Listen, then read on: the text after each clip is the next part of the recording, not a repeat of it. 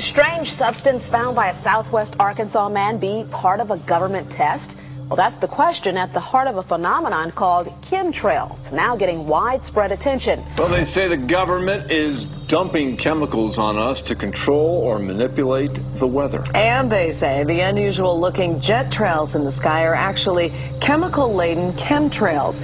People say the government is up there in airplanes spraying all kinds of chemicals to change or manipulate the weather, leaving what you see there, and they call that a chemtrail. So when I look up there and I think are contrails, you're telling me are chemtrails? Yes, that a contrail would be dissipated by now. And it's interesting, Dale and Christina, this is of interest not just in this country, but European countries and frankly all over the world. A lot of folks interested in it. Well, Dave, you mentioned that climatologists and others who study the atmosphere believe that they'd be able to surely spot any kind of signs of an ominous plot.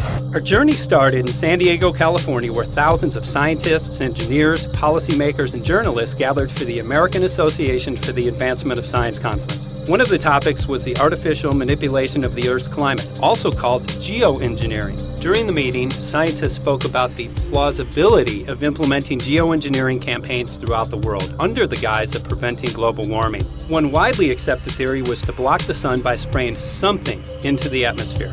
When they were asked about existing aerosol programs, they stated clearly that no such programs have ever been implemented. But strangely, these proposals sounded exactly like what people around the world are claiming is already happening. When I found out that the American Association for the Advancement of Science was going to be held down here and the main body of topics would be on geoengineering, I had to come. I had to be in on this. I had to hear what these top climate change scientists had to say. And that's the other question about chemtrails and whether geoengineering is being deployed right now without our knowledge. I don't have any personal insight into that, other than to say that I've worked in government at pretty high levels in the White House and at state government. I'm personally skeptical of that. But obviously, you never know what you don't know. Chemtrails. On the internet, they are cited as proof of the government creating clouds to combat global warming. They claim the American government, with the secret approval of the national government, is covertly using jet aircraft to spray population centres with aluminium, with barium, and with strontium so as to reduce people's immunity and reduce the global population.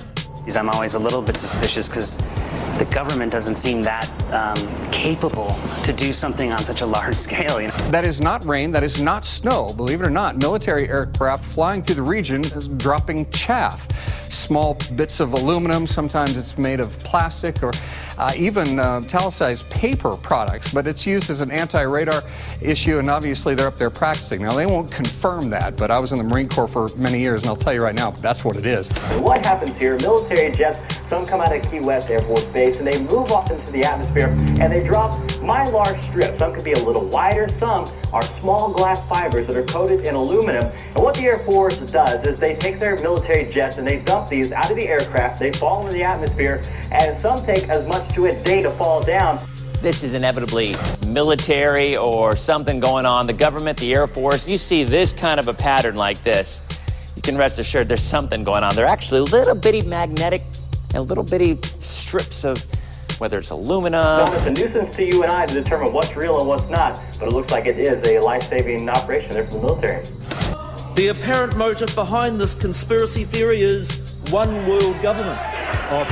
Order, I cannot hear. Mr. Speaker, I want to assure the House that both my ministry and my colleague, the Minister of Health, who have received correspondence on this issue, that this conspiracy theory does not have an iota of truth, and that the trails observed from aircraft simply come from jet engines. Question number 9. Order. And I think what an appalling example it is of the new Foreign Affairs spokesperson for the Labour Party that she's spreading conspiracy theories about the United States government. I think the House has heard sufficient. It is called geoengineering, fighting global warming by putting a chemical dust in the atmosphere and reflecting harmful radiation back into space. We take geoengineering to mean deliberate, large-scale intervention in the Earth's system. There are a variety of schemes that have been discussed for geoengineering. A classic example is injecting reflecting particles into Earth orbit. Nevertheless, there might be some good reasons to think about alumina. It turns out, first of all, there's been a lot of work on the environmental consequences of alumina in the stratosphere. The big deal really is that alumina has 4 times the volumetric radiative forcing for small particles as does sulfur. And that means you have 4 times less surface area for the same radiative forcing. And this is a much bigger deal. You have roughly 16 times less the coagulation rate, and that's the thing that really drives removal. So you could get away, we think, with much smaller mass fluxes. So that's why we see things like in the use aircraft patent from '89, they talk about aluminum. And that's why we're seeing in the surface water samples aluminum. And here's David Keith saying that aluminum has 4 times the reflective volume surface area. So they'd like us to think that we're talking about sulfur, but here they slipped up and let it out that aluminum is 4 times better to achieving their ends, and it sounds like it's going to be one they don't want us to know the effects of. The little picture is from a nanofabrication study, which shows you can make very high quality, and do this in just a jet in a very simple way, make high quality alumina particles just by spraying aluminum vapor out, which oxidizes. So it's certainly in principle possible to do that. There's a big literature that's already looked at that. And you could do that by either building new versions of these aircraft or even re-engineering existing aircraft. So there's some ideas of that. So you go to an engineering firm and you want this done. They don't say this is hard or unusual. They say, okay, yes, we could do it. Aerosol geoengineering looks like it is so cheap that the cost is basically not going to be an issue. That means that implementation decisions will be risk-to-risk decisions.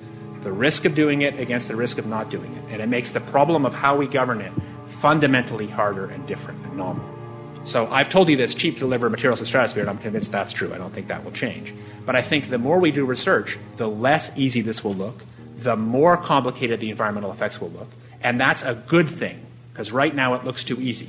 So I think that if we do more research, we're likely to find out that it's harder and more complicated than we thought, and that the side effects are harder to manage, and that's a healthy outcome that will make it easier to do the management. Of course, the opposite reaction is possible. It's an empirical question, how people will actually react to knowledge about this. Another reaction is to say, if these crazy scientists are so concerned about putting CO2 in the atmosphere, they want to think about these things, then that might actually mean we should be more serious about the risks of CO2 in the atmosphere. And by the way, it's not really a moral hazard, it's more like free riding on our grandkids. And by the way, it's not really a moral hazard, it's more like free riding on our grandkids.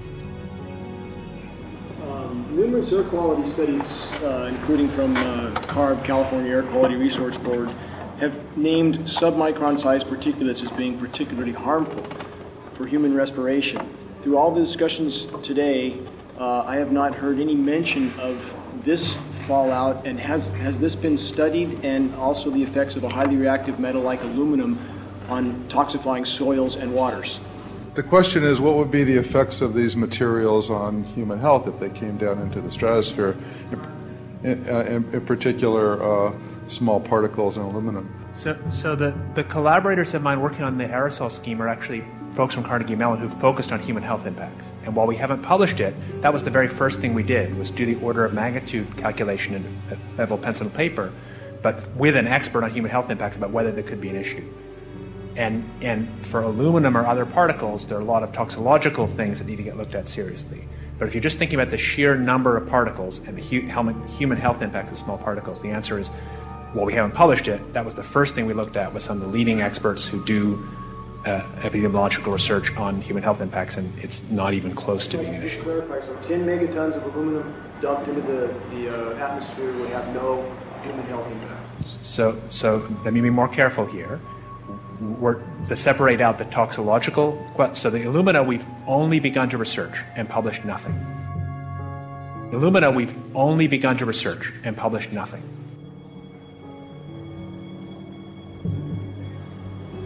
Dane looked at him and he said, so you're telling me that spraying 10 to 20 megatons of aluminum, as you said, would have no human health effects? He took a deep breath and he swallowed and he said, let me be more careful here.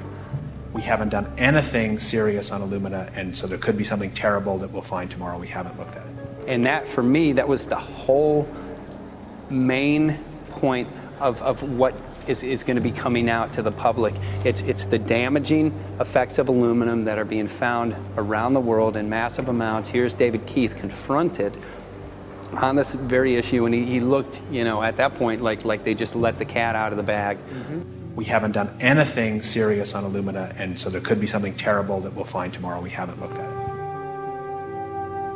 They're proceeding because they have an agenda that's separate from trying to thwart this crisis of global warming.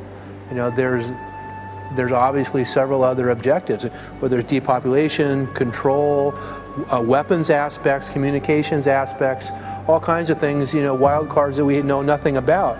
We don't really know, and I'm not going to attempt to speculate on exactly what the agendas are, but we can see clearly the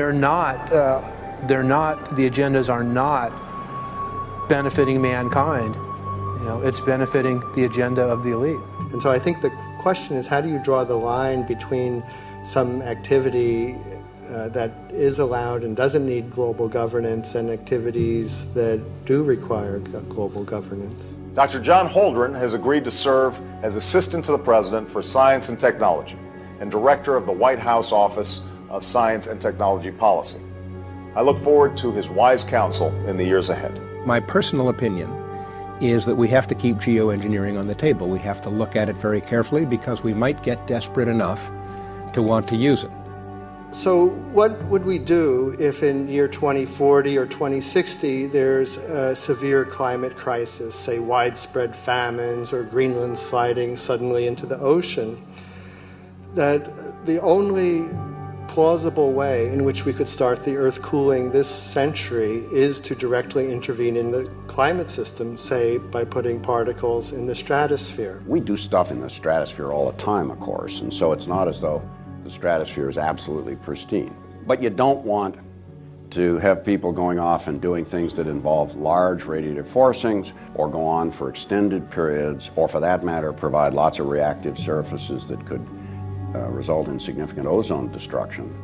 You know, maybe I'm putting a particle into the atmosphere because I'm trying to make money, or maybe I'm putting a particle into the atmosphere because I'm engaging in scientific research and trying to understand cloud physics, or maybe I'm putting this particle into the atmosphere because I'm trying to make it rain locally to seed a cloud and get more snow on our ski slopes. And this obviously raises all kinds of questions. It's hugely risky. It will likely negatively impact some people, but we might find ourselves in a situation where those risks seem worth taking. One of the things that really shocked me was in one of the breakouts they had the benefits of these programs and then the risks. Now the benefits, the one thing that was stated was the just cooling the planet. You know, some of the risks were ozone depletion, droughts in Africa and Asia.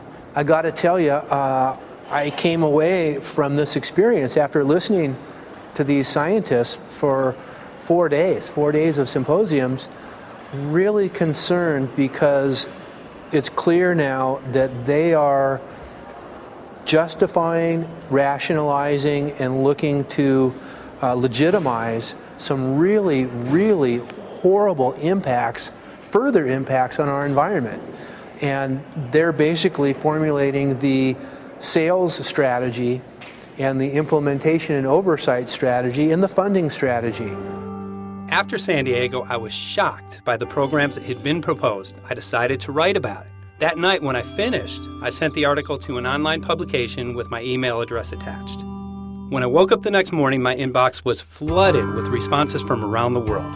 Why? Because I had just broken the story on aluminum in geoengineering models, which I had no clue at the time that very few people knew about. Now this metal, aluminum, is being found in massive quantities way above normal levels all over in rain, in soil, and in snow. After that, the calls started pouring in from people who were desperate for someone to investigate. That was the fuel that started the film. Before we started filming, we had the opportunity to sit down with one of our favorite authors and documentarians, G. Edward Griffin, to find out what he knew about the subject. I'd like to talk for a minute about an issue that's getting more and more attention. That's the issue which scientifically is called stratospheric aerosol geoengineering, also called the chemtrail issue. I'm very aware of the chemtrail versus contrail controversy. As far as I'm concerned, it's an open and shut case. I have been watching the development of jet travel from its very beginning. I used to live near the Los Angeles airport. Remember when The first jets came in and landed. Man, they made a big noise. We never heard a noise like that before. And we used to go down and sit at the end of the runway and watch these jets come in and take off because it was a novel experience. I've been watching jets all my life, and I know about jet contrails. I've watched them. They're vaporized moisture, ice crystals, and they get out there in the atmosphere, and then they effervesce and evaporate and then disappear, and you can see them. The plane moves along, and the little white trail follows right behind it, and usually about 10 or 20 lengths of the plane or thereabouts, and then it's gone. And you can still see them that way, by the way, once in a while. So there goes a contrail. These other things we're talking about are not at all the same phenomena at all. These planes go by, and they billow out this white smoke, and it covers the sky from horizon to horizon. It doesn't dissipate at all. And they crisscross each other, and you see this thing cover the sky and turn it milky, and then people start having trouble breathing, and then you hear stories about the aluminum and barium deposits that they're picking up and the residue. And you put it all together, and I don't see how anybody who's got their eyes open and their mind open can come to any other conclusion but that somebody is spending a lot of money and effort to spray the planet. The question is, why? I have my own theories, but I hope that there will be some good investigative reporters go out there and get us the answer. I know that whenever it's finally discovered, and it will be, the people who are doing it will undoubtedly say, oh, well, we did it for you folks. It's for the greater good of the greater number. It's for the society. It's probably to prevent global warming. Or maybe it's to inoculate people against some kind of a dreaded biological attack. We can't go around shooting everybody in the arm, but we can spray them and save their lives. You see how good we are? We're doing it for the benefit of society. I know they're going to, whatever it is, they're going to say it was for your good or mine. Think if we had the ability to steer hurricanes, and the hurricane was going to slam into New Orleans.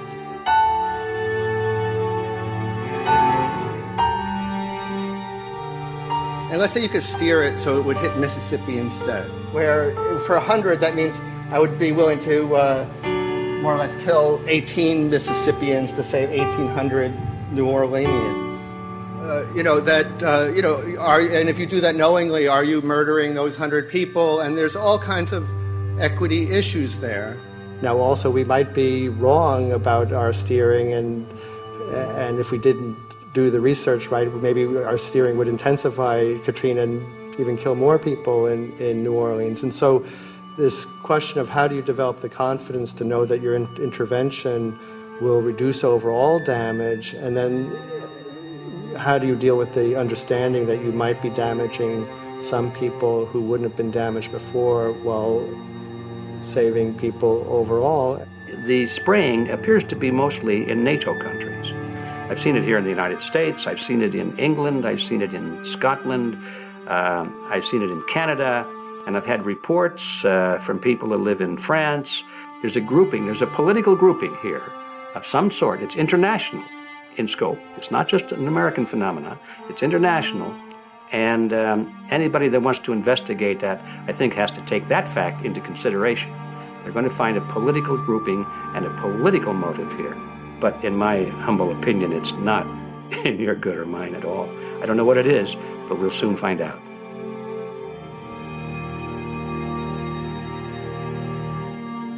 I'm sure that if you follow the old advice, which is follow the money, you'll come to the answer sooner or later.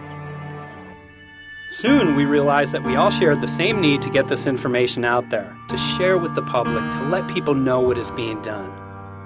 Ed felt so passionately about the issue, he offered to help us. Well, the main thing now, since it looks like the budget is going to be met, is to get it done well. We don't come off the tree knowing any answers at all. Yeah, we're not scientists. We're just asking questions, exactly. And we've got to be very skeptical about the answers. That's it's totally accurate, totally honest. Why can't people see this? They're not hearing it. They don't know that the facts are not being presented to them. We're very lucky, you know that? Look at this opportunity that's being dumped on us. I know. Opportunity. It's, well, this is going to... Yes. This is going to be a battle, I know that. A challenge and a battle, but I mean, why are we here if it's not for that? We're going to go to a short break with DJ Foxy. I go to get him tomorrow, so it's going to be you for the moment. I'll call him again. So. Sounds good. I saw the sky crisscross with chemtrails, and I can't remember if it was in LA or if I was on the road, but I had looked up one day and I thought, look at that. That's not the flight path, man.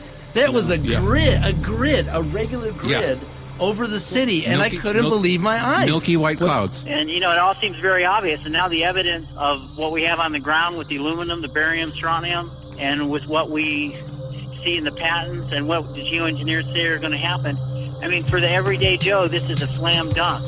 This is a very delicate moment for the powers that be, because they're taking a covered-up operation like the tropospheric aerosol program, or chemtrails, Project Icarus, whatever, it's had many names over the years, and they're making it over into a geoengineering scientific shield to deflect sunlight, because global warming's out of hand.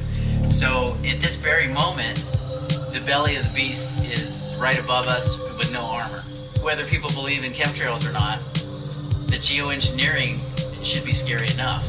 And when people learn about geoengineering, chemtrails will then become apparent, because they're the same.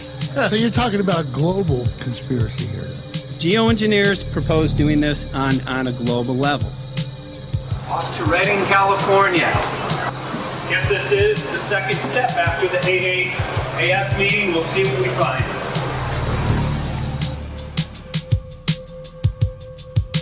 Right here in Northern California at Dane Wigington's house. He owns over 2,000 acres overlooking Lake Shasta. He told me about some of the challenges that they're having up here. Let's go and talk to Dane. We'll see, what's going on his property. We'll see what he's going through, and also what action he's taking based on the test results that he has.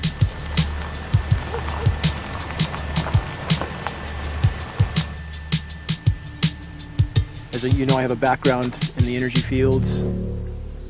I worked in the first solar plants in the continental U.S. in the early 80s. My home was on the cover of the world's largest renewable energy magazine, so this is my background. My goal has been to alert the public there is a mountain of toxic material falling on us, period. Before about 5 years ago, our skies were typically blue, and now you see it's covered with lines and haze, and virtually nothing you see on the horizon, nothing you see in the sky above us is a natural cloud. I mean, it is virtually all the remnants of these aircraft lines that you see fanning out, spreading into clouds, artificial clouds, but the sky is a very dirty look to it. There's not the white cloud blue sky that we had only a few years ago, but it looks like there's some sort of massive industrial activity or forest fires burning over there, and we see that typically every night. You see even down to ground level, the clarity drops off significantly, and we don't see that except for the days when we have these long lingering trails that spread and cover the whole sky, and on certain days you can see these trails actually dropping vertically like a veil.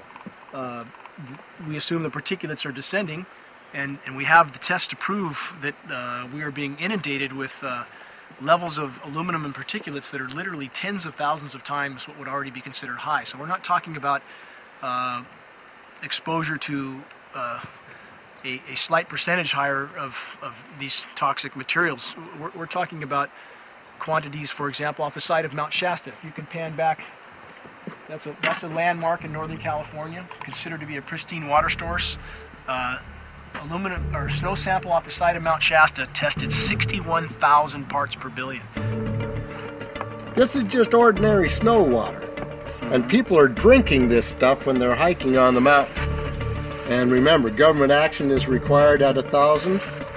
This is 61 times over the government limit, and our hikers are drinking this poisonous water on Mount Shasta Mountain itself. God. Barium, 83. Strontium, 383. So this summer, the people climbing are drinking poison. Basically. I certainly wouldn't want to drink 61,000 micrograms per liter of aluminum. And again, we've already seen in 5 years soil pHs in this area that have escalated 10 to 12 times, and we can prove that conclusively. Well, this is not speculation. We can prove conclusively that these metals have been in the rain. We have duplicate samples. Bachelor of Science in Forestry, International School of Forestry at Missoula. Master's in Zoology, specialized in aquatics. And 35 years with the U.S. Forest Service as a wildlife biologist. And before that, several years with the USDA Soil Conservation Service as a soil conservationist. Also have run the botany programs, range and grazing programs. And I continue that today. Right now I do a lot of master gardener consultation work. When I started this garden back in about 2005 or so, the pH here was 5.5, 5.6. This is the old soil survey of the county. You can look at the page right here. This is my soil right here. It's a Dietz 125, 126 here at my house. And here, the soil reaction pH should be between 4.5 and 6.0. And over there in the pure mud, it's even a little darker. It's 6.8 right there. And what can this do to plant life and ecosystems? Well, you haul one of these things out and you start looking at the little things that are crawling around the soil. A lot of times they aren't there anymore.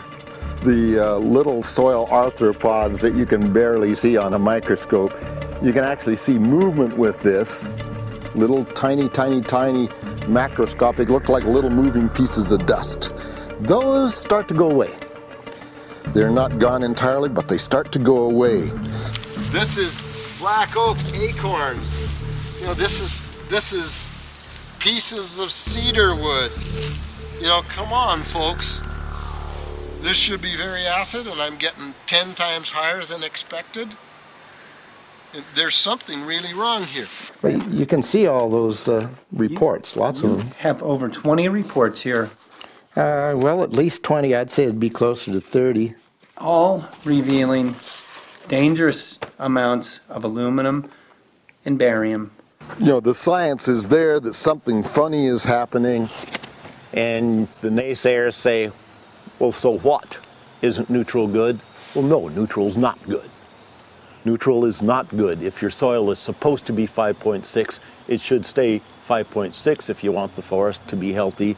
And if you want to grow a good garden, you have to keep your pH around 6.0, 6.5.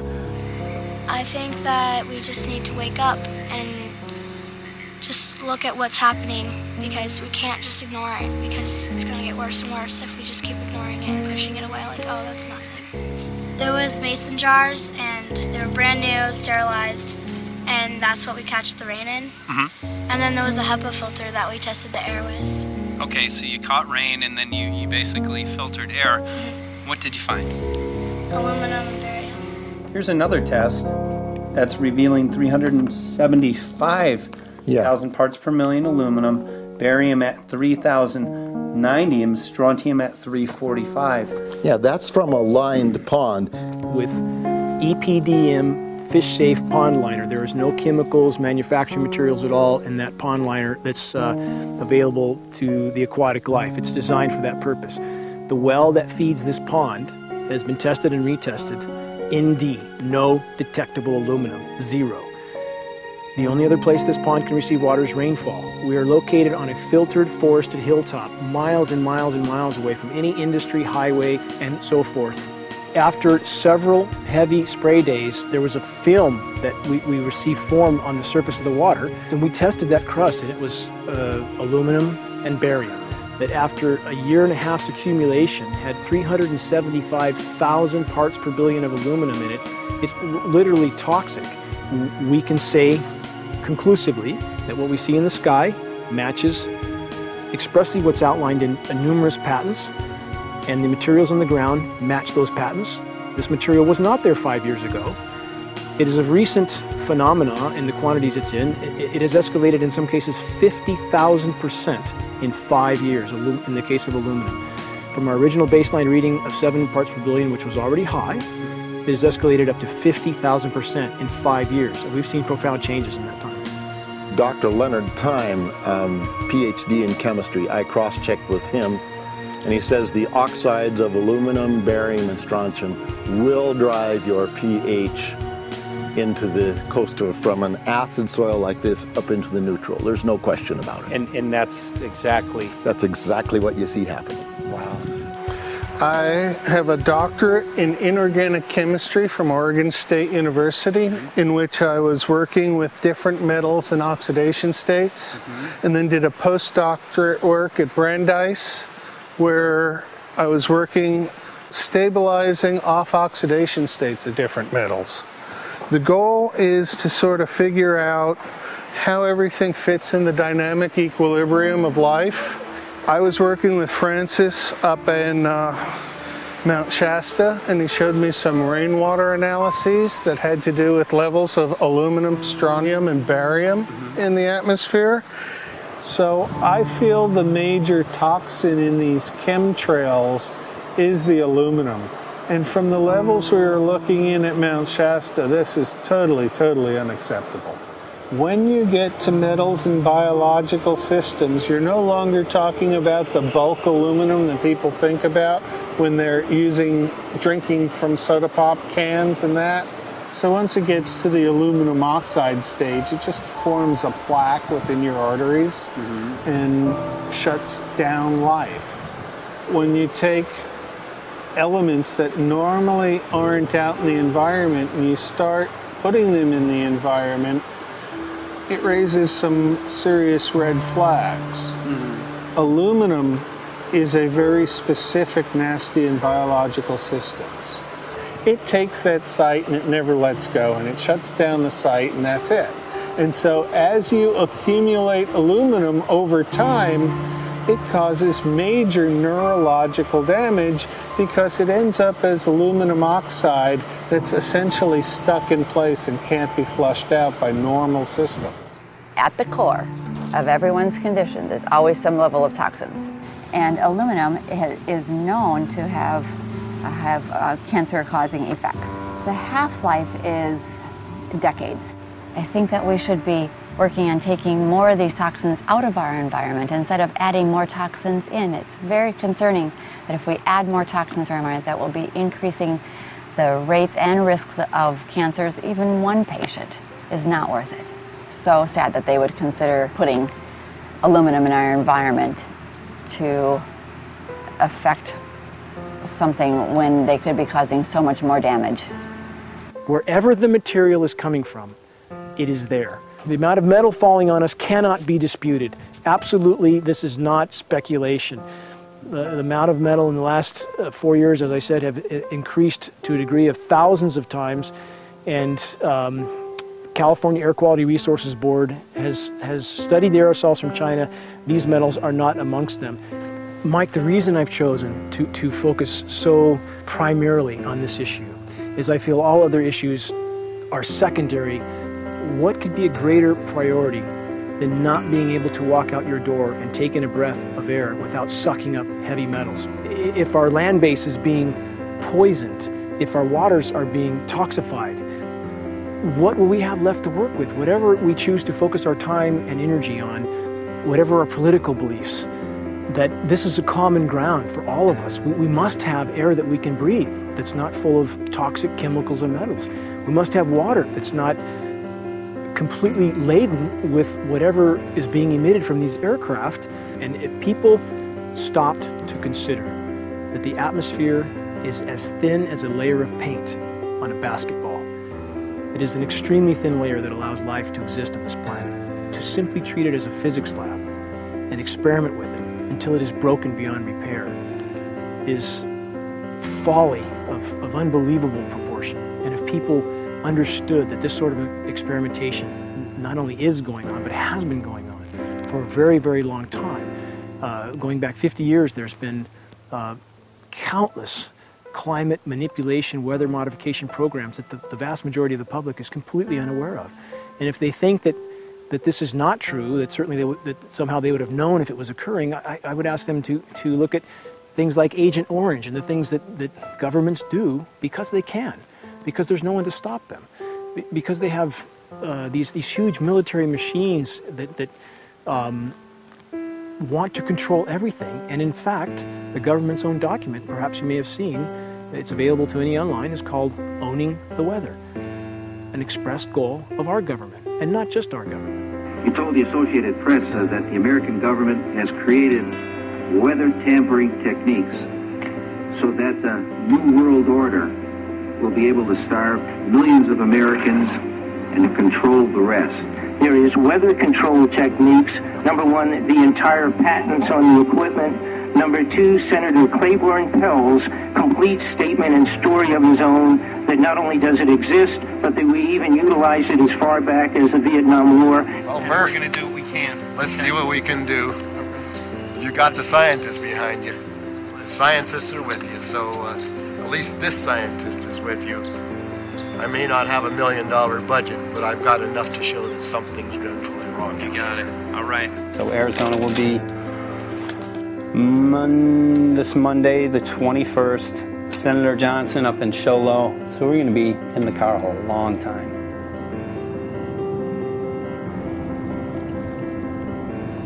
Well, it is such a pleasure. This is such a nice place back here, I'm telling you, this is Michael. great. But you know what? This is great. We love it. It's so private and it's so quiet and peaceful. And please come in. My name is Karen Johnson. I served in the Arizona State Legislature for 12 years. I was in the House for 8 of those years and in the Senate for 4 of those years. When you see a plane fly overhead, there's a trail that leaves the end of that plane, and it goes from one horizon all the way to the other as the plane flies across, and it begins to filter out and cover more and more of the sky in kind of ripples. It widens out and fills the whole sky. I mean, how could anybody think that that was the case? And then to live and to be underneath that and know that whatever is in that is falling down upon you and upon your animals and upon the earth. And I mean, it's frightening to me. And if people don't start really waking up and facing the fact that we've got people that are doing terrible things to us, and we had better wake up and fight back now. I mean, I'm the mom of 11 kids. I've got 35 grandkids. I mean, I've got a stake in this. I care about what is going to be left for my children. I care about it, and I'm extremely worried about what is going to be left to them.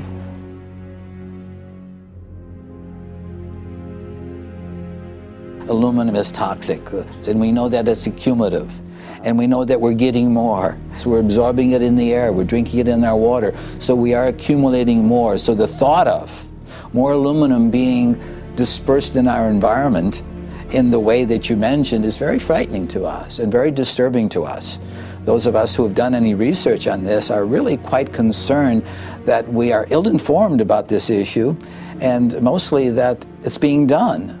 Aluminum is toxic. We know that it is. We can debate as to the amount of toxicity that is going to be disturbing the body, but as far as really accepting the fact that it's accumulative, it's synergistic, then we have to conclude that it's not a good idea to put it in our atmosphere, especially when we know we're getting increased amounts, and especially since we know that the scientific communities around the world are pointing a finger at the heavy metal toxicities, at the toxicities that we're absorbing in the day-to-day food that we eat and the air that we breathe. The concern is off the charts about why is this happening? Why is this being allowed to be sprayed continually all over the United States, all over the world? Who is paying for this? I mean, the incidence of Alzheimer's has just skyrocketed, which evidently has to do with an accumulation of aluminum in the brain cells. I mean, I think almost every family has been touched by a member as they get older having Alzheimer's. And it's a horrible disease. And to say that, well, this just came because people drank soda pop out of aluminum cans, you know, when my father passed away with Alzheimer's and he didn't ever drink soda pop, you know, that explanation doesn't ring true with me. And so I'm wondering, how much did this chemtrail spraying back in the Illinois area affect him? Aluminum and fine metal is an accelerant. friend who's a firefighter up in Pine, Arizona for 20 or 30 years says that the wildfires now that they're fighting are way beyond anything they've seen before in intensity. And when you look at the air samples and you see the fine particles of aluminum, which is very flammable, and magnesium settling on the trees, this is causing unprecedented savage wildfire. But if you look at this, you can see these are parts per million. They sent this to me, and I just found this to be extremely interesting because we should have like 2 parts per million of aluminum in our air. And this is saying that there's 39,000 parts of aluminum. That's astronomical. Barium is high. I mean, these are way off the charts of what people should be breathing or what's coming down on them. And, you know, if people wonder why their health is deteriorating, why they're having to go to emergency rooms, why they can't breathe, you know, why they're getting Alzheimer's, this has been planned. We have elites, I don't know what you want to call them, one worlders, Illuminati, I don't know, whatever you want to call them. But with these people that don't care about the average person. They only care about themselves, their greed, their power, and if they eliminate, you know, 2/3, 3/4 of us from the planet, so much for the better for them, because then they don't have so many people to have to herd around and worry about. So this is a lot what this is about, and this is very, very alarming and scary. I mean, where is this stuff coming from, and why? Why is this kind of stuff being put out there? You know, I've heard different explanations about, oh, we need to cool the planet, all this and that. But if people are up there trying to cool the planet, why do they need all this kind of stuff in it?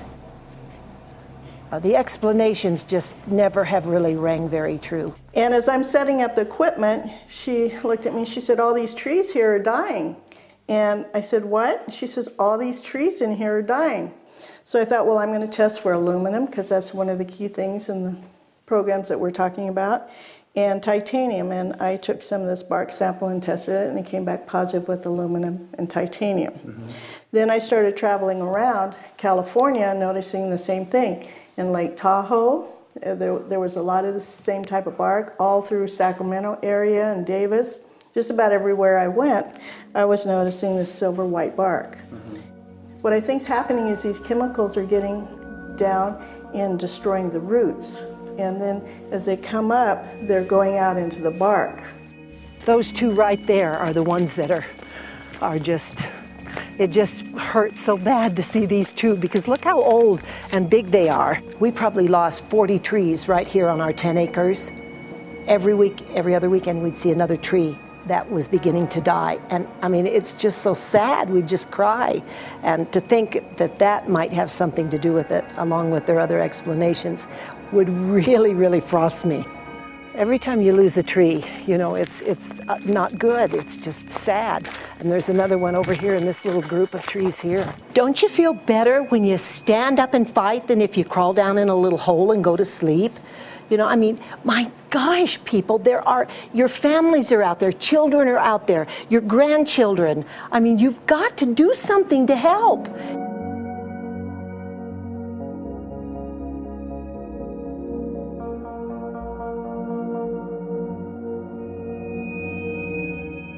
My greatest hope is to get people to question. And hey, if they don't wake up while we're there, I'm hoping to plant some seeds. We're going to the most beautiful place on the planet, Hawaii, to see what's going on, collect some data.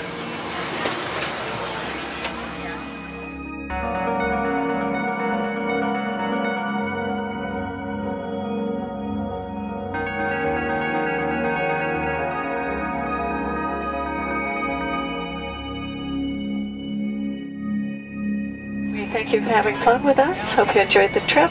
Have a great vacation and welcome home if you're lucky enough to live here. Thank you.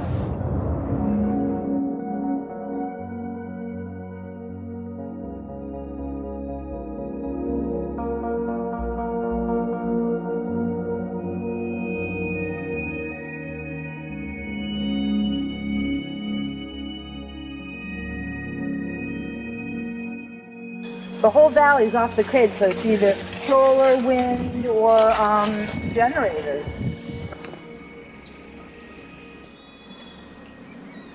Look at this, man. Yeah, the mind can't even conceive of a dream of this. Right. Yeah, right. Even coming here, and one would never think, you know, in paradise that it's getting destroyed. And they're doing it island style. They do it off the island, right? They do it off the island, so they don't, you know, you don't see the chemtrail airplane. The theory is that they're spraying the ocean, offshore, and it's coming in on the. And it's coming in. Now these are coming from the west. They're also spraying on both sides today. A lot of this stuff is actually chemtrails coming this direction. There's material that's blocking. We should be able to see to the horizon, you know, where the Earth curves, because we're high enough and we have the ocean, right? So we should be able to see. We should be able to see the Big Island. It's only 30 miles away. And you can see it's not a blue sky behind it. That's the key. It's all, you know, has that kind of weird looking blue, like silver blue, I call it. And this is a nice day. You know, there's no more blue sky. The night, we're gonna look at the stars at night, and it's like, you'll see, you can count them. There's so few stars at night now. There should be hundreds of thousands of stars, and I can count the stars. There's like one here and one planet here. It's like, you might see, some nights you'll see 100, some nights you'll see 10. This is what concerns me, this kind of stuff right here. It's just soft. Okay. This just comes right off, this bark. That's not natural. Where I've seen hundreds of thousands of coconuts and I've never seen it falling apart like that. Look at this, you guys. I've never seen anything like this. I used to trim trees all the time on the Big Island. I've never seen anything like that. That's why I'm concerned. Not an easy task that you have here on the island. I could see the skepticism because it is so far beyond anybody's reality. It's amazing. It's just amazing to try to look through somebody else's eyes. Like my eyes, I can see this so it's like night and day, and other people it's just the illusion is just so deep. What do you think would happen if everybody awakened to what was going on and what the plans were of geoengineers? I think they'd have a revolution in Hawaii if people really understood what was going on. What's your concern for? I know that you love the land here. What's your concern about the chemtrails? Well, that we won't be able to live here and grow our own food, and that our health is going to be compromised. You think it already has been? Yes. And the thing is that they're doing it every day here, every day. So it's hammering, micro doses every day. And then, of course, it's getting in the environment, and of course, it's weakening the plants. And it takes a couple years for this to actually weaken the plant. So we are asking for GMO taro. We're asking for GMO papaya because we can't grow our natural seeds. We can't be sustainable. We can't truly, you know, be here as God created us to be. So my friend convinced me to do a hair analysis on my daughter. So we went ahead and cut close to her scalp and got some really recently grown hair and sent it in. I was just sure that my daughter's hair was going to be so clean with the lifestyle that we live. And lo and behold, it came back and her levels were really high in aluminum. This is the chart here.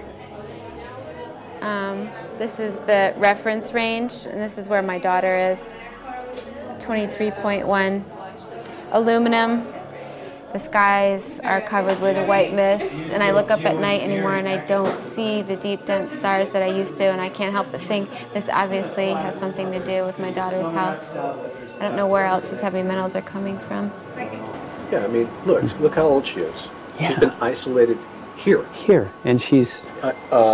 Here. Anybody looking at the situation would be like, this is paradise. This child should be like superhuman. Organic farm. And here you are getting all this heavy metal stuff. She has highest level aluminum on the chart. Never had a vaccine either. Folks, these people are playing God. They are playing God. They're manipulating the weather and they're spraying stuff into the sky. They are trying to geoengineer everything, including your plants and trees and your ocean. Well, tonight, we're just hoping that instead of not looking at it, you start looking into it, because I really believe from the bottom of my heart that we are in a real crisis. I really do. They are proposing dumping 10 to 20 million tons of aluminum into the upper atmosphere. What does aluminum do?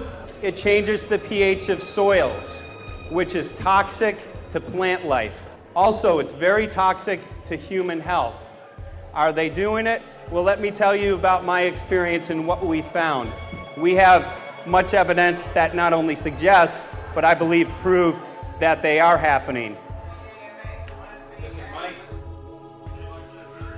Jeff, what's going on? And as I promised, we're joined right now by a very special guest, Michael J. Murphy, currently on location in Hawaii. He's working on a documentary film called What in the World Are They Spraying? Michael, welcome to the program. Great to speak with you today.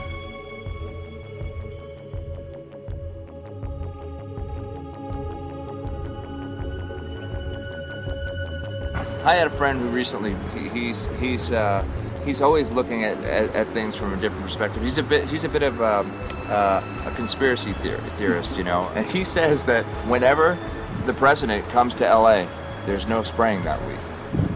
Could you have a better place for an interview? I mean, look. Well, this is being done over our farms and over our things. So basically, they want to eliminate our ability to eat organic food, have clean water. So in some ways, it sounds to me like, and you know, again, it's just a projection, but it sounds to me like this is control. How do we control the masses? Yeah. How can aluminum be good for you in any? And what was the second chemical you mentioned? It's barium. Barium and aluminum. Obviously, those are toxic to everything. To human health. To human health, to farms, to animals, to everything. 61,000 parts per billion. And there should be a government alert at 1,000? At 1,000, people are drinking this. People that climb the mountain, they're drinking that snow. It's poison. Oh my God, that's so disgusting. So that's 60,000 times above regulation. Exactly. 60,000 times above regulation. And I've talked to friends and they're like, well, that's just ice. That's just condensation. And I'm like, you can talk to a second grader. Ice doesn't float in the sky and spread out that way, you know? You're not an expert, but you're a concerned citizen who said, wait a second. Who's actually doing the research. Yeah, you're doing the research, and that's what we need to do as Americans and say, you know what, I want to know what's going on. I want to know what the FDA is doing to my food. I want to know what the government's doing with my air, my water, and the soil. And, you know, it's just great what you're doing. And I just, my kudos to you for bringing light to this subject. Put all of the theories aside, just what geoengineers are proposing and what's being found is scary enough. So we can just address that. And I encourage more people to just step up and ask questions and do what he's doing. So thank you, Michael, very, very much. Aerosol spraying aluminum affects everywhere, and we have a beautiful tropical climate which I believe might be in jeopardy. So we wanted to not only come and bring the message of what people were finding around the world, but encourage people to test for the aluminum, strontium, barium. Essentially, I think it was an effective trip. I saw a lot of people here in Hawaii, in Maui, awake and not only curious, but willing to look into this deeper, and that's my only hope. This is one of the boldest moves, I think, from Ed Griffin yet. This is the taboo topic that nobody's supposed to talk about, and that is aerosol spraying. Now, we've got tons of documented proof of errant aerosol spraying. It just blows my mind that the whole essence of humanity has always been to look up into the sky and ask why. Though there are no limitation, there's endless space, an endless universe. Now, in the 21st century, we're not allowed to do that. Anyone who looks up and sees the giant grids and the X's in the sky that weren't part of our existence until just a decade or two ago is somehow called a kook. And the people that are the best and biggest proponents for the revolution and for liberty, they don't want you to talk about it because you could discredit them. it seems to be an industry that's being built up to milk the taxpayers by undergoing some kind of a giant global spraying program to make all kinds of money on the project. And they don't seem to care really what effect it has. They're not trying to experiment to see if humans can survive it or anything like that. They just want to get this stuff up. And then we discover, as we're going further down the line, that there are companies generating genetically modified organisms, or seeds, modified seed crops they're being engineered to resist the aluminum in the soil. And a lot of crops won't grow in that. And so now, after they've messed up the soil, all the farmers were going to have to go back and buy seeds that have been genetically engineered to resist the aluminum that have been put into the soil. And all of a sudden, mankind is completely dependent upon these companies like Monsanto and other giant agricultural firms. You can't even grow natural seeds anymore. And we're looking at that. It's a shocking thing. I hope we don't find that that's true.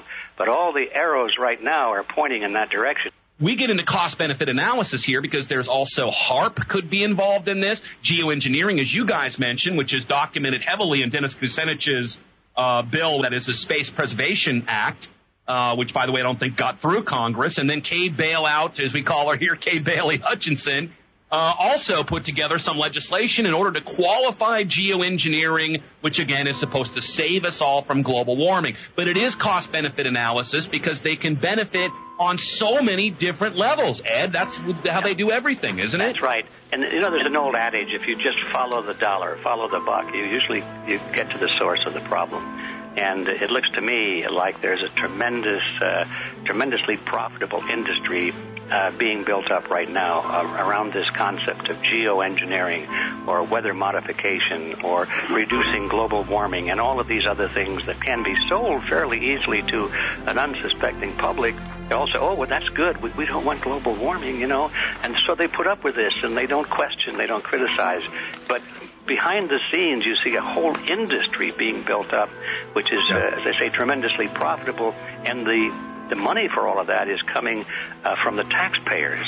And it's a scam is basically what it is. We're just focusing on the one area that is real easy to prove. There's no speculation in the area that we're going into.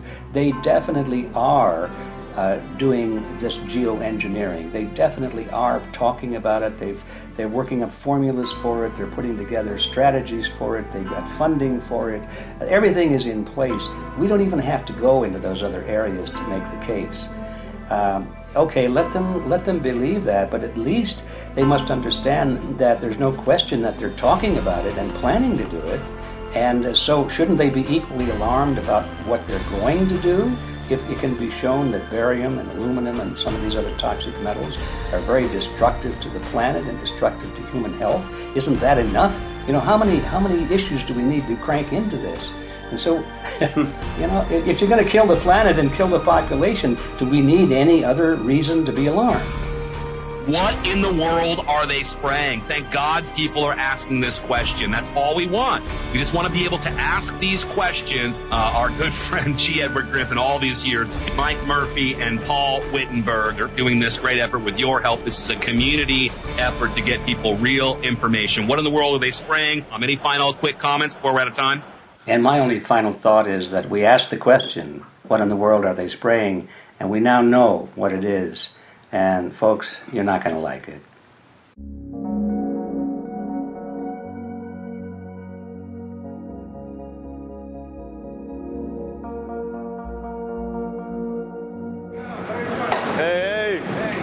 I'm Peter Vreken. I'm from Belgium. I'm 54 years old. I can't believe it myself. I'm a very happy and grateful person.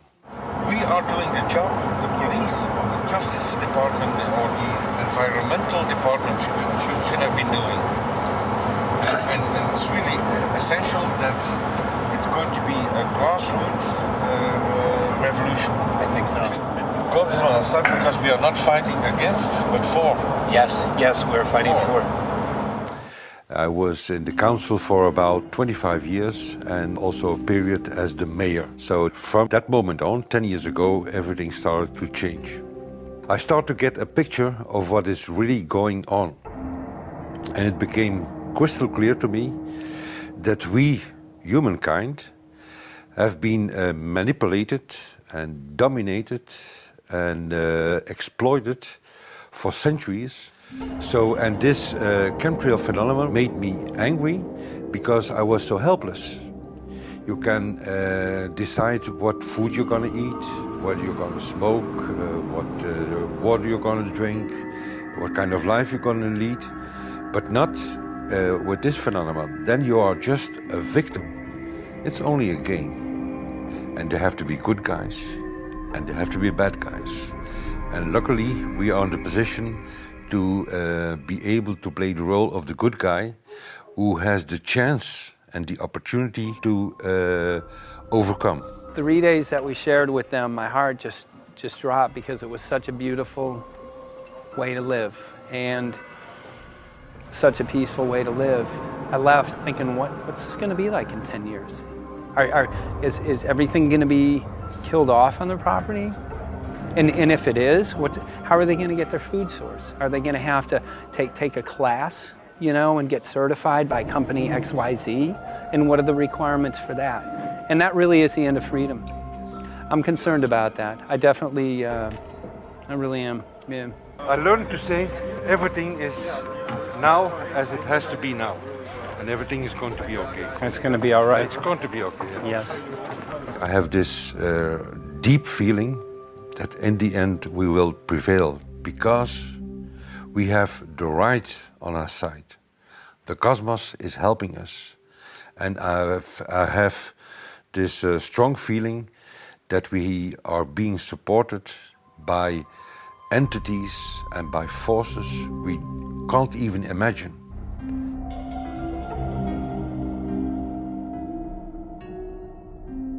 Here for the first time we have this scientific proof that we are being spread. We are being spread, and it's incredible and it's hard to believe, but we are being spread. I think at this moment to stop is not an option. Once you know it and once you have a tool like this and an opportunity like this, that the issue of chemtrails or persistent jet contrails or whatever name you use for it, that this phenomenon is recognized as being real, publicly debated on. In the context of geoengineering, I think it's high noon to bring this to the public. This is what the sky is supposed to look like. These are old paintings. We forgot this, I'm afraid. In the years that I have been a medical research journalist, I have looked at many things, and I found the same three issues in whatever I'm looking at. And that is that we are being dumbed down, we are being made sicker, and we are being made infertile. Citizens gathered from around the world in Belgium for the first International Chemtrail Symposium. The event attracted leading professionals, politicians, and activists who discussed the health, environmental, and social implications of these programs. Today it's only going to be about facts, documents, figures, patents, licenses, everything that brings us to the truth. We have no other weapon against this vast complex than exposing and bringing their dark works in the light of the truth. We have the hope that by our efforts, more and more people will become aware of the fact that we are deceived by our leaders. So today, we, as a family, join forces with the people who publicly made known to the world that chemtrails are not a conspiracy theory, but a conspiracy fact. From the Technische Universiteit Delft in the Netherlands. Ladies and gentlemen, please welcome Koen Vermeeren.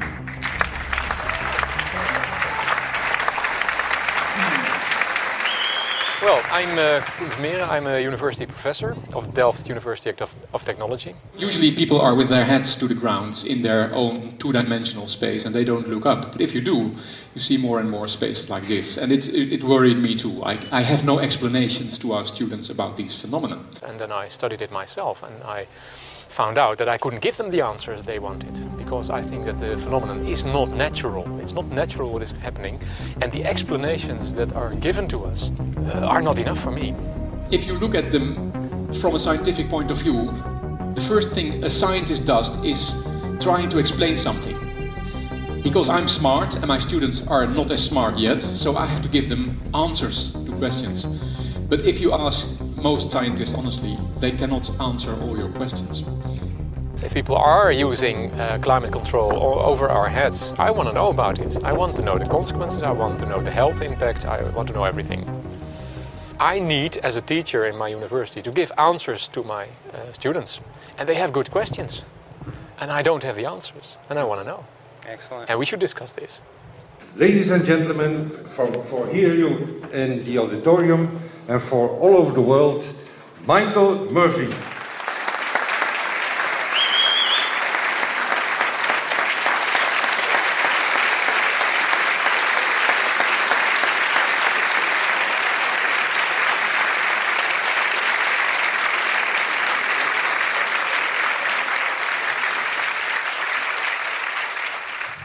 Well, thank you very much. It's definitely an honor to be here in Belgium. The people who are in power control everything. They control the markets, they control us, now they're even controlling the weather. And they can use that for warfare applications. The one thing that they cannot control is what God had originally made, and that's natural organic seeds. This is called the Hegelian dialect. It's called problem, reaction, solution. The problem here is massive amounts of aluminum, things starting to die. The solution is company X that says, hey man, you're not getting yields on your crop. Everything's dying. But I got the solution, I got a seed that will grow in this environment. The only problem is now you have to start buying from me. We're a little concerned that maybe part of this agenda could be to kill off anything that's natural and organic and re-engineer it with aluminum-resistant GMO seeds. Many may know we just got back from a week of filming in Hawaii, and it was an incredible trip. A big concern for the people there is they're beginning to see softening of the coconut trees.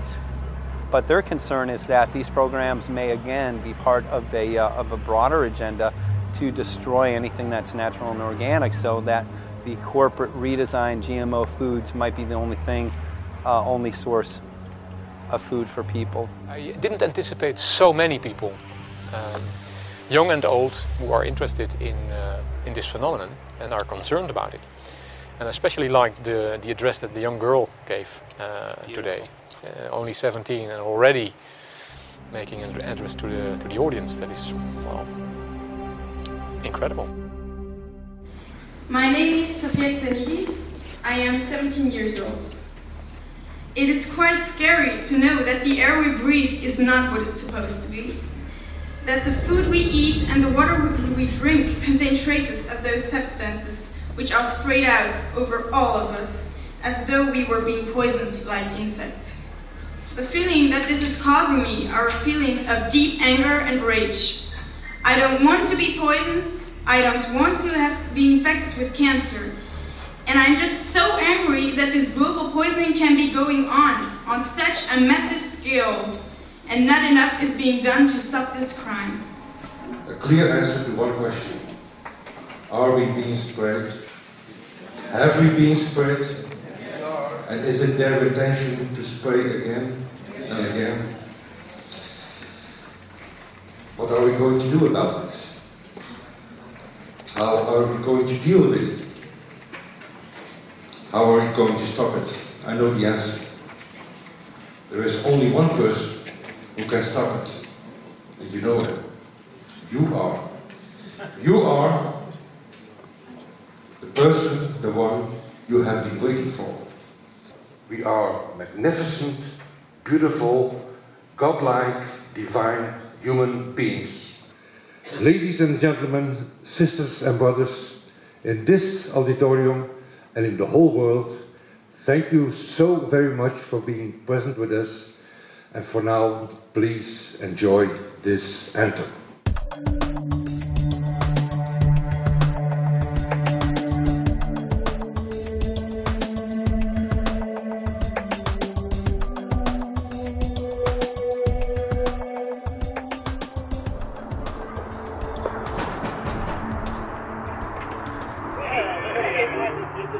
Hey, good to see you. Hey, you're right on time. Come on in. So, anyway, I'm glad that the weather's been good for you fellas so far. Just think if we were doing this in the wintertime, you might, if you're going to Washington, D.C., you might run into snow. Thank God we're not. That's right. You know, it's interesting because of the different weather modification programs. There's something like, I think, right around 32 in the continental U.S. alone going on. So the theory is that geoengineering is in part weather modification. You know, Mike, that's a very good point. There are so many subsets connected with this issue of geoengineering. People are writing to us all the time with information about the connection to global warming, the connection to weather modification. Some people think there's a connection with Morgellons disease. Others think it's kind of a means of transmitting electromagnetic impulses from the HAARP antenna system up in Alaska and Siberia. Boy, it gets your head spinning. And each area, I think, is worthy of investigation, but we have so little time. I think it's wise for us to stay focused on just the aerospraying and the toxic effect of these chemicals and the destruction of the planet and the damage to human health. What more do you need than that to convince people that we have to put a stop to it? So to stay focused, I think, is our mission on this one.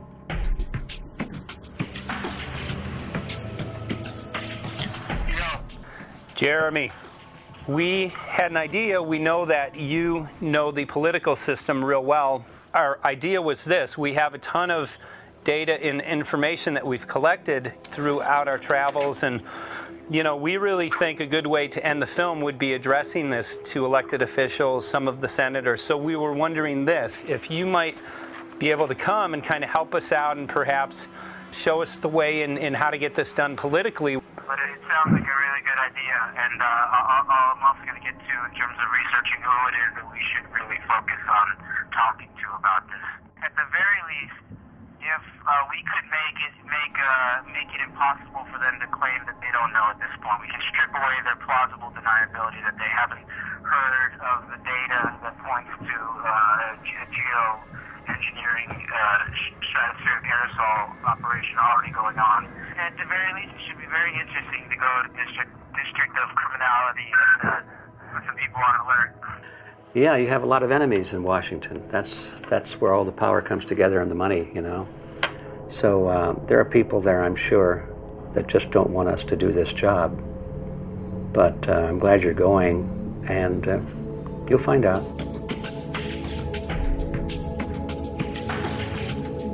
We took the data to Washington, D.C. There we presented our elected officials with the following letter. According to the 5th article of the Bill of Rights amending the Constitution for the United States of America, no person shall be deprived of life, liberty, or property without due process of law. But the daily spraying is depriving all persons living within the United States of life, health, liberty, and integrity of our common and private property without due process of law. As a representative of the people of the United States of America, we insist that you do everything in your power to protect us and immediately put a stop to geoengineering spraying at once. There exists no justification, legal or otherwise, to poison the planet and its inhabitants. Now suppose that space aliens arrived on, maybe they're going to land at the UN headquarters down the road here, or maybe they'll pick a smarter spot. But suppose they arrive and they give you a box, and the box has 2 knobs. One knob is the knob for controlling global temperature, maybe another knob is a knob for controlling CO2 concentrations. You might imagine that we would fight wars over that box, because we have no way to agree about where to set the knobs. No global governance, and different people will have different places they want it set. Solar engineering is like chemotherapy. No one wants it. But we all want the ability to do chemo and to understand its risks, should we find ourselves with dangerous cancer. How long does it last up there? The lifetimes are years. What, years? Couple years. And then it what, precipitates out, or Yeah, that's correct. no toxic side effects that we know of? The thing we always wonder about is the unknown. Yeah. So if you're thinking about, say, the acidification, it's clear that's not a problem. There's several studies that showed that. Right. But of course the concern here is with so little research, there may be some unknown that comes out of left field that bites us.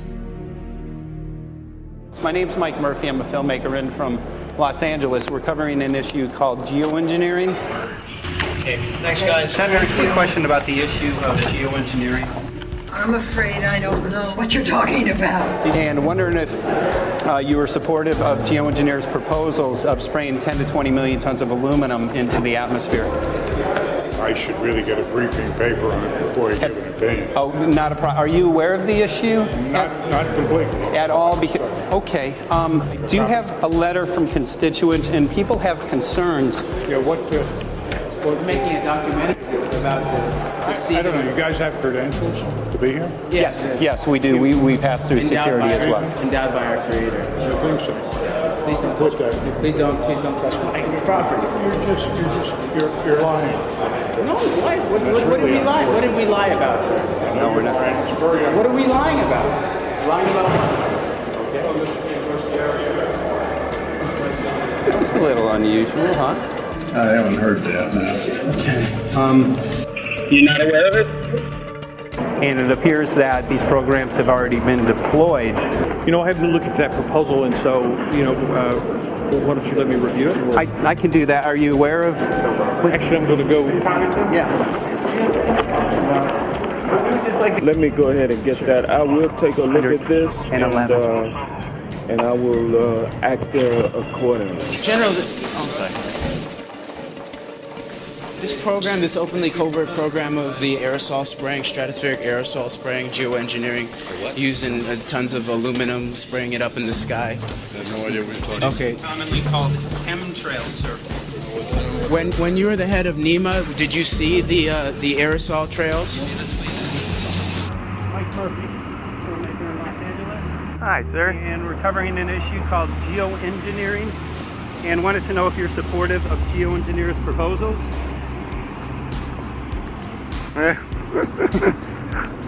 Congressman? Hey, Congressman. I'm wondering if you're supportive of geoengineers' proposals, which is dumping 10 to 20 million tons of aluminum into the atmosphere. Pardon? Okay. You make an appointment to my office. I'm not supportive. I haven't looked at it close, so I don't. Have you heard of the issue? Because it's becoming mainstream in public, and there are actually congressional committees which are being formed to talk about these programs. Mm-hmm. Yeah. Well, I think when we drop anything into the atmosphere, we should know prior to the effect of that, right? Yes. And if we don't have the knowledge as to what the effect will be, we shouldn't do it. I think there are 4 different options for thinking about deployment of geoengineering. The first one would be we just ban it. I would argue that one does not want to get too firm a restriction in place on small-scale studies early on because it'll tie the science hands. I think what the science community ought to be trying to do is say, if you do small-scale stuff inside this space, and it's a scientific question what that space ought to be, there shouldn't be a lot of oversight and restriction. Congressman? Excuse me. Hi, I'm Mike Murphy from Los Angeles, covering an issue called geoengineering. These guys are running from the geoengineering issue. I wonder why. I'd have to talk to my staff. I don't know what the details on that are. Have anyone made you aware of the issue, or? Sir? Congressman, your committee talked about geoengineering last November. Are you in support of those proposals? I'd love to give you a paper. Geoengineering? You know nothing about the geoengineering issue? this. Never heard of it. They call it geoengineering, but yeah, I never heard of it. It's nothing I've ever heard anything about. I mean, when we looked up in the air today outside of DC, we saw this stuff going on. Quickly, have you heard of geoengineering? No. The proposal is to shoot 10 million tons of metals into the air. This committee, Science and Technology, covered it for the first time. No. No, I've never heard of it. So we were very concerned. Hi, how you doing? I'm fine. How are you doing? So what? We spoke with Congresswoman Watson's office, and her press secretary, Ms. White, was familiar with Representative Kucinich's Space Preservation Act, which mentioned chemtrails and the weaponization of the atmosphere in space, and then it was pressured to be taken off the bill. Did you see the aerosol spraying going on today over the Capitol? Congressman? Geoengineering carries with it a tremendous range of uncertainties, ethical and political concerns, and the potential for catastrophic environmental side effects. He's not one to do interviews very often, so not unless we usually really pressure him into it. Okay. So don't, all that is, don't hold your breath. As chairman of the Committee of Jurisdiction, I feel a responsibility to begin a public dialogue and develop a record on geoengineering. We want to know if you're supportive of their measures by spraying 10 to 20 million tons of aluminum into the atmosphere? No, I think we need to have more research. Okay. And about the issue of current deployment, there's literally a mountain of evidence that many people believe proves the deployment of these programs. Any knowledge of that? No, there's certainly not a mountain of evidence, but I do support research into geoengineering, and I also support looking into the international governance of that. Okay. I hope anybody that has studied it knows, at least I think, that it's a radical proposal, and I hope we don't have to use it, but there may come that point in time where we do. Now, if we could provide you with the evidence that suggests that these programs are and have been ongoing, would you be willing to address this publicly? We've had about 3 or 4 hearings on it. We have addressed them publicly. Well, not about the proposals, but about the current deployment of these programs. Citizens. I don't support the current deployment. I think we need to have more research, and they have consequences that go beyond one nation. And so I think that there needs to be governance to that. Governance is not simply an issue of deployment, but governance before deployment in terms particularly of large-scale scientific field work. I concede that on this subject and in general, it's not popular to talk about global rules. And when these people started talking about the need for UN Security Council oversight, a supranational environmental security enforcement with a strong mandate by the UN, it really is clear that they're looking for a global power behind the manipulation of the environment. But I do think it needs to be sort of an international kind of treaty that does tie and bind all nations into a common fate. It is a common fate. And unfortunately, it's not just big governments that could do this. It is small governments. It is billionaires probably could figure, I'm going to save the world all by myself, and I won't bother to mention it. How do we decide when there's a planetary emergency? Whose hand is on the thermostat? How do we decide when to start it? There's no way to do that right now. And what if we do start doing it, and then by some problem with the technology or with the will, we can no longer do it? In a year or two, the aerosols will come out of the atmosphere and temperatures will shoot up at a rate much faster than it's going up now. And it's that rate of change that's hard for us to adapt to. So once we start it, we'll be sort of locked into doing it for a long, long time. And so that, and with basically no end in sight. Boeing would pursue this to make a profit, right? I mean, the financial motivation to do this. Let's see. So let me not speak for Boeing. Is that allowed? Okay. Yeah, well, it is what it is. No, but someday, if the U.S. is going to decide to do this stuff, they're going to look to a company who can do it, and you want to be positioned. Boeing would rather be get it than Lockheed Martin. So certainly we have an industrial base that helps the country take on technologies and large-scale challenges like national defense. And we do that both for a profit motive as well as, I think, as a national service. So I think it would be truly disastrous if you know, we discovered a few years from now that there was a black program that some government had stood up to sort of learn on the quiet how to do this. It's pretty clear you can cool the planet, but you will not and cannot bring it back to exactly the same climate state you started with. So you may or may not, and I expect we'll have a lot of back and forth about how useful it is to ameliorate the risks of climate change. I think there's a good evidence it probably is useful, but we don't know. But it certainly can't get you back to exactly the climate you started with. I think everybody agrees with that. Do you think you'll see deployment in our lifetime?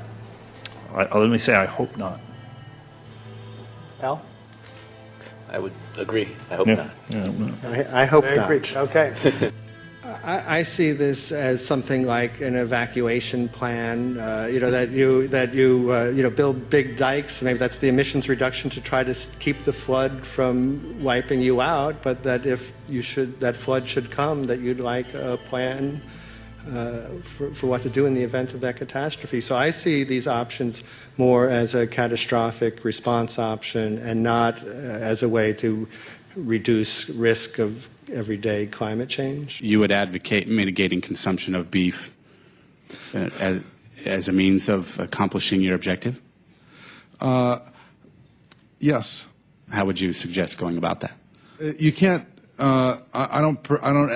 I mean, it's your job to decide what to tax and what not to tax. Obviously, if you wanted people to behave differently, you give them incentives and disincentives for behavior. But I'm sure that's the answer you wanted to hear, Mr. Smith. If only my time had not expired. Thank you, Mr. Chairman. Because there's literally aluminum and barium contamination found around the world, believed to be from these programs. Like, look, today over the Capitol, looks like they're deploying some type of aerosol. Did you see it? No, I didn't, but good to see you. In a James Bond scenario, some rogue rich guy puts some airplanes in the air and seeds the clouds. What is to prevent that?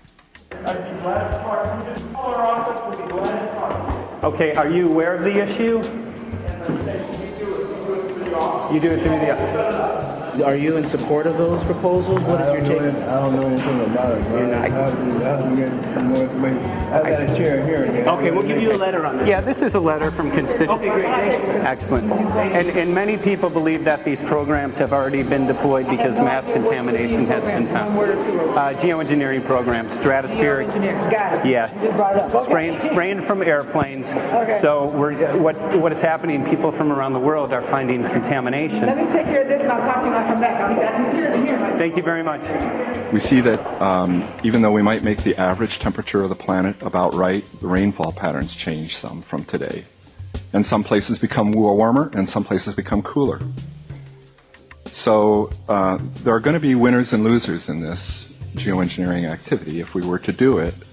But nevertheless, as David has said, there are reasons why we might consider doing it. Many people are deeply concerned about it because of the toxicity of aluminum, and it has been addressed to Congress in various committees.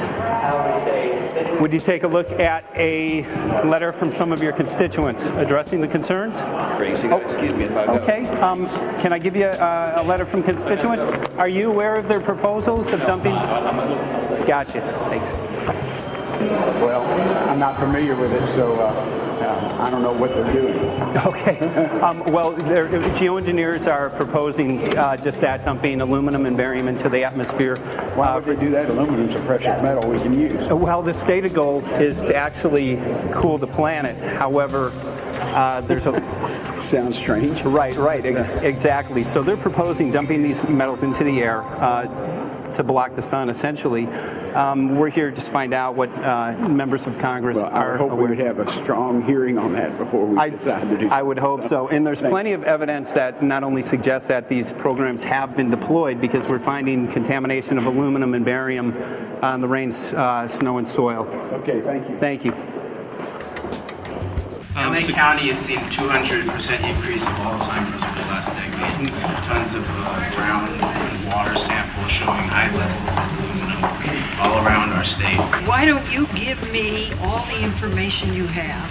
I have some very good people I will assign it to. Okay. And if you get it to Mr. Lavelle, okay.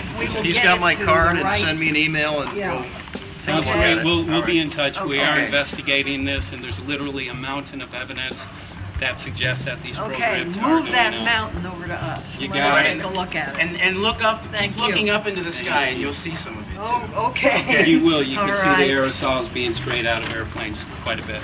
Okay. So thank you. Yeah, the future of humanity is definitely dependent on it. So we're counting on people like yourself to take some proactive steps. So thank you very much, guys. You're very welcome. Appreciate Thank it. you. Thank you. Right.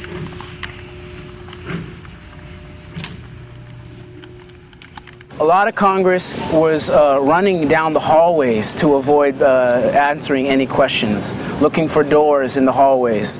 So apparently the war is against all of us, and we're all in a hostage crisis.